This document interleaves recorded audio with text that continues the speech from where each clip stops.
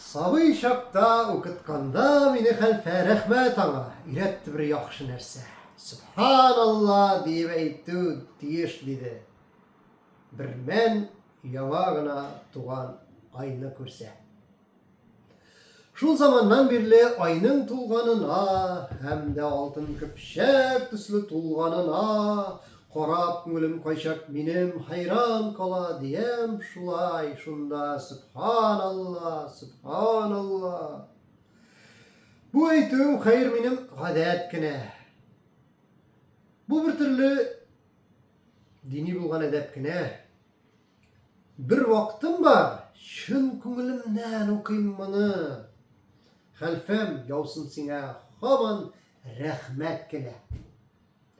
Менә нәрсә? Күрәм бәгъзан сөйгәнемне. Көннәр, төнләр гыйшкы белән көйгәнемне. Хәлфә, шунда минем телем тотлыгадыр. Эшкә кушам тагын шуны ук белгәнемне. Тулган айга охшаш йөзе, башы аның, яңа туган айга охшаш кашы аның.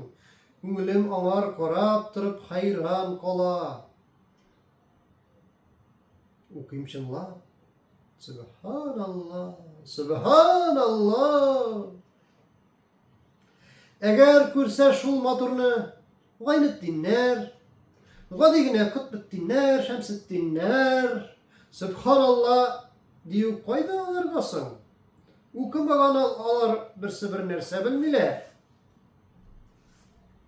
Укымаган алар бер нәрсә белмиләр.